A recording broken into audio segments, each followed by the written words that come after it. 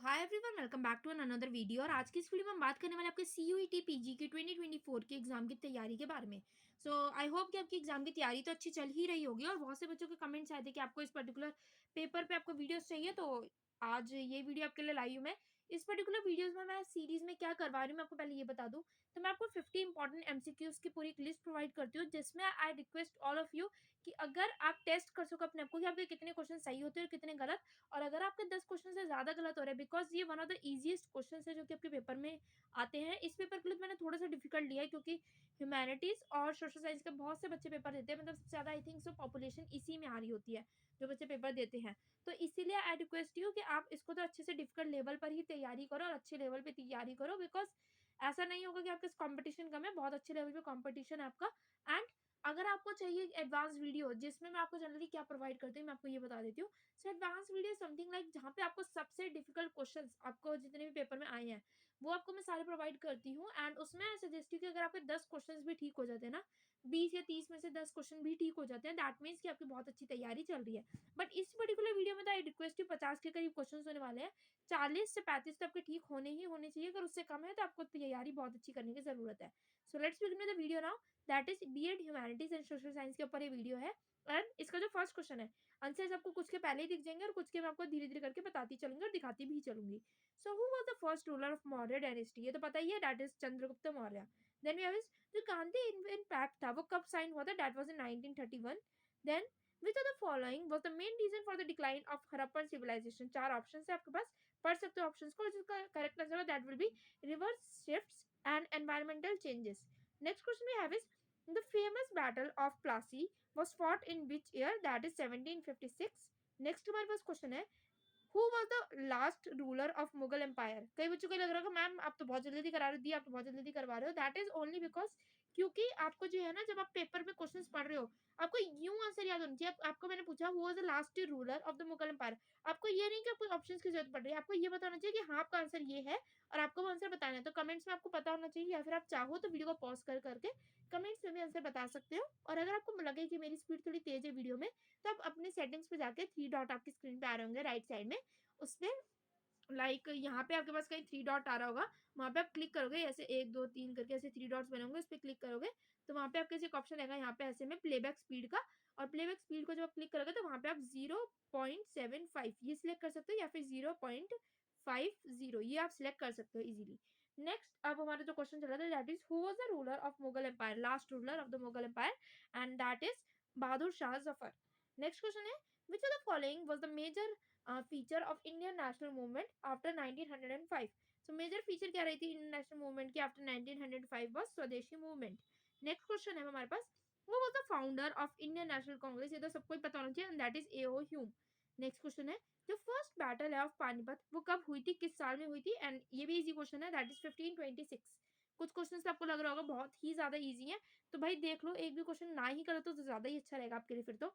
Next is who is known as the father of Indian renaissance? ये बहुत बच्चों को नहीं पता होगा, and that is the important thing, that is Raja Ram Mohan Roy.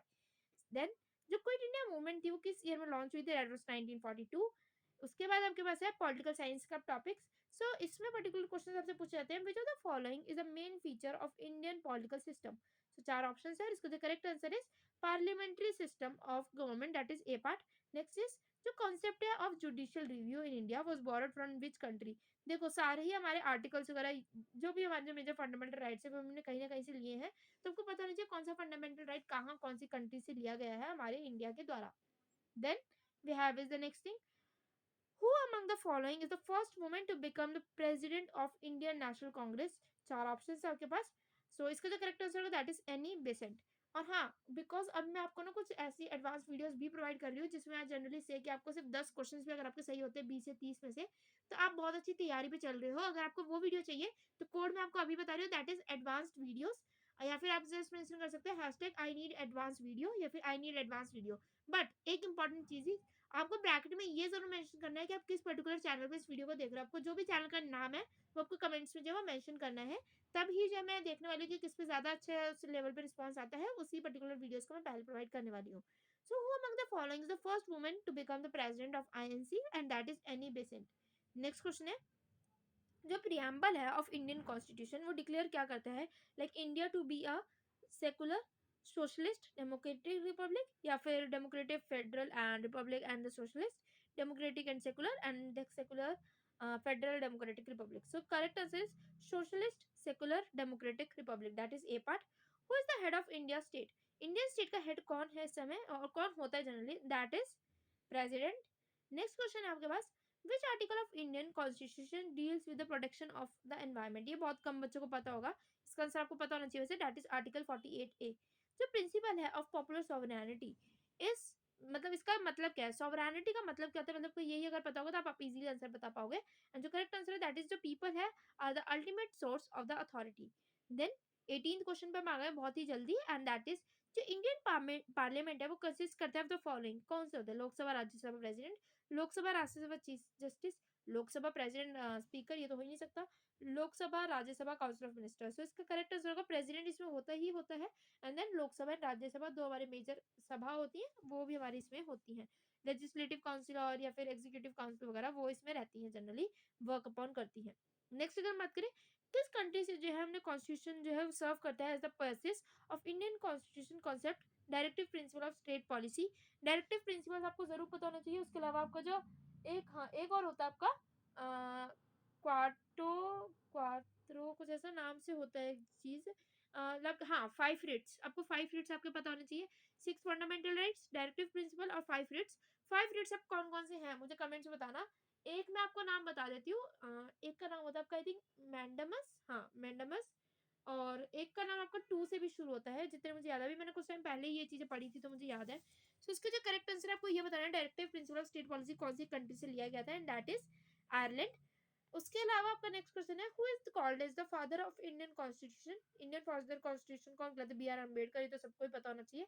उसके अलावा अगर आप जो है चाहते हो कि इस पर्टिकुलर चैनल पे मैं आपको और भी कोई वीडियो जो आप इसका एग्जाम दे रहे हो तो मुझे बता देना कि और कौन कौन से आपके एग्जाम्स ऐसे हैं जो कि सीयूटी पीजी का आप इस बार दे रहे हो या फिर अगली बार देने का सोच रहे हो तो भी मुझे बता देना.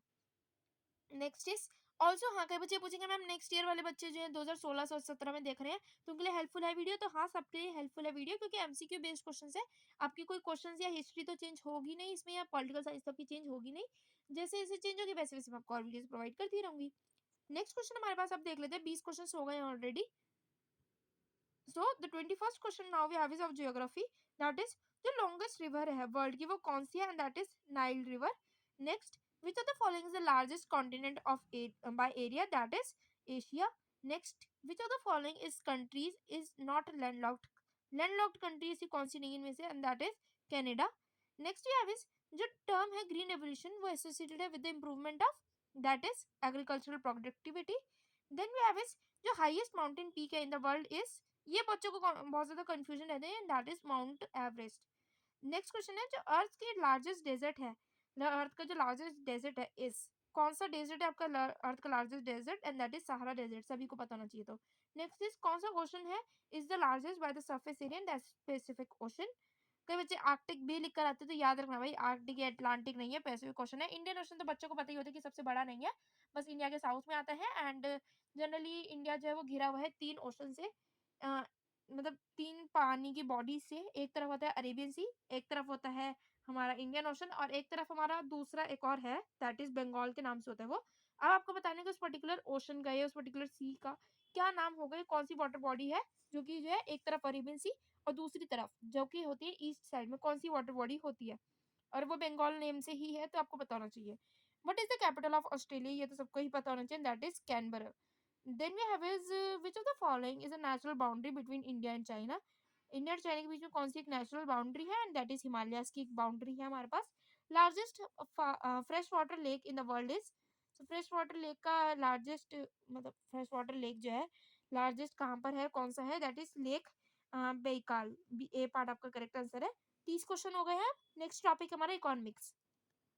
सो इकोनॉमिक्स में आपके जनरली क्वेश्चन पूछे जा सकते हैं लाइक इकोनॉमिक्स में, इन इकोनॉमिक्स कौन सी टर्म है टू रेफर करती है to the general increase in prices and the fall in the purchasing value of money, and that is की इंक्रीज और आपके प्राइसेस में, दैट इज इन्फ्लेशन. क्योंकि भाई कहते हैं ना आजकल सैलरीज नहीं बढ़ रही है लोगों की, पर परचेजिंग मतलब जो चीज खरीदनी होती है वो इतनी ज्यादा बढ़ रही है. जैसे आपको कोई आटा दाल चावल खरीदना है उसके प्राइस तो बढ़ रहे हैं बट लोगों की सैलरी नहीं बढ़ रही, जिससे कि वो पैसा आएगा कहाँ से, ये सबसे बड़ी दिक्कत है. Which of the following is an example of capital good. चार ऑप्शन है आपके पास और इसका जो correct answer that is factory machinery.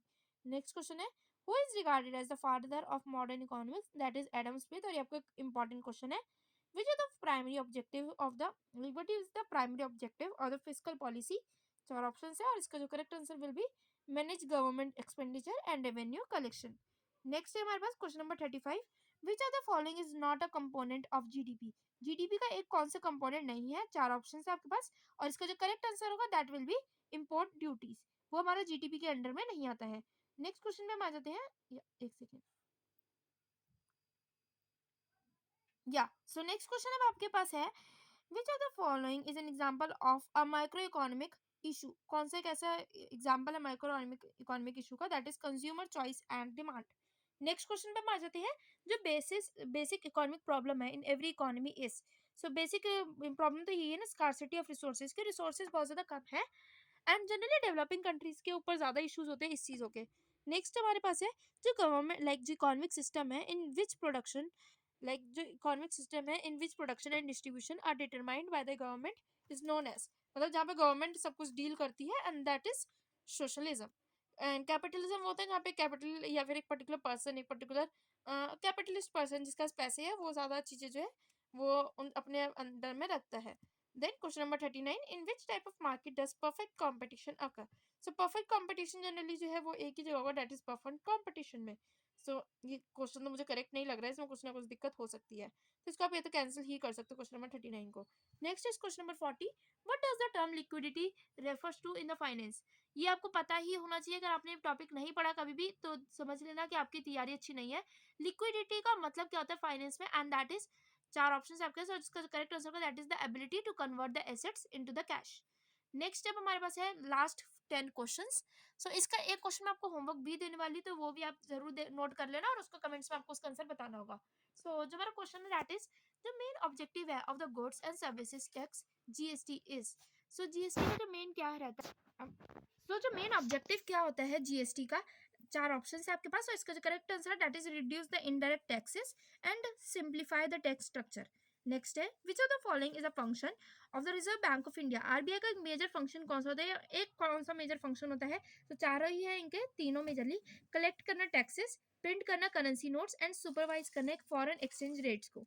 Next question है 43 that is which of the following is a type of business organization। business organization की कौन सी टाइप है एंड करेक्ट आंसर है सारे ही sole proprietorship, then we have the partnership and then we have the corporation। next question है question number 44 which type of market structure is characterized by only one producer or seller। so correct answer is monopoly। Next है जो term है market share वो किस चीज को refer करता है। सो मार्केट शेयर का आपको ये पता ही होना चाहिए, बहुत इजीली ये क्वेश्चन ये तो दैट इज जो परसेंटेज है of the total sales in an industry held by a single company। next question है which financial statement shows the financial position of a company at a particular point in a time। so मतलब financial position company की कौन सी financial statement show करती है and that is balance sheet. Balance sheet में आपको easily पता चल जाता है कि कंपनी का एक पर्टिकुलर पॉइंट क्या है in a time and financial position क्या चल रही है। Next we have is question number 47 that is the terms dividends refer to. Dividends का मतलब क्या होता है, ये इसमें ये वाला डिविडेंड नहीं आता है जो आपको मैथ्स में जनरली होता है। सो डिविडेंड्स का मतलब जनरली होता है profits shares like profit shared among the share holders. जब ये प्रॉफिट आपका जो शेयर होता है शेयर होल्डर्स के अंडर में उसे हम बोलते हैं dividends. Then we have is question number 48 जो प्रोसेस है of buying and selling of shares and bonds is known as. So जब आप बाय करते हैं या फिर सेल करते हैं शेयर्स को उस बॉन्ड्स को हम क्या बोलते हैं and that is stock trading. Next question है question number 49 in economics the term demand refers to. ये तो आपको पता ही होना चाहिए डिमांड का मेजर मतलब तो यही होता है दैट इज कि जो क्वांटिटी है of goods consumers are willing and able to purchase at a given price. मतलब कि जो कंज्यूमर्स जो है वो उस पर्टिकुलर चीज को इजीली खरीद सकते हैं गिवन प्राइस पे, ये नहीं है उन्हें बहुत ज्यादा महंगा लग रहा है या फिर वो नहीं खरीद सकते and that is called as the demand कि उनको वो चीज नीड है और वो चीज वो खरीद भी सकते हैं। Then we have is last question और इसका आंसर आपको कमेंट्स में बताना है या सो लास्ट क्वेश्चन आपके पास what does the acronym IPO. IPO जो है पर्टिकुलर ये किस चीज के लिए स्टैंड करता है इन फाइनेंशियल मार्केट्स। चार ऑप्शंस है internal public offering, initial public offering, then international public offering and then we have investment public offering.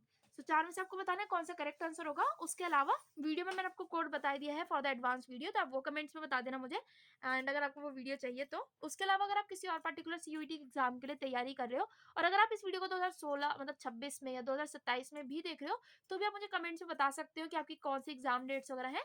तो उस हिसाब से मैं आपको इंपॉर्टेंट वीडियोस वगैरह जो भी होंगी आपके लिए उस समय के लिए वो प्रोवाइड कर दूंगी। तो वीडियो इन्फॉर्मेटिव और हेल्पफुल लगी तो वीडियो को लाइक कर देना, चैनल को कर लेना सब्सक्राइब, एंड कोई भी क्वेरी हो तो आप कमेंट से पूछ सकते हैं। तब तक के लिए stay safe, all the best, and thanks for watching. Bye bye.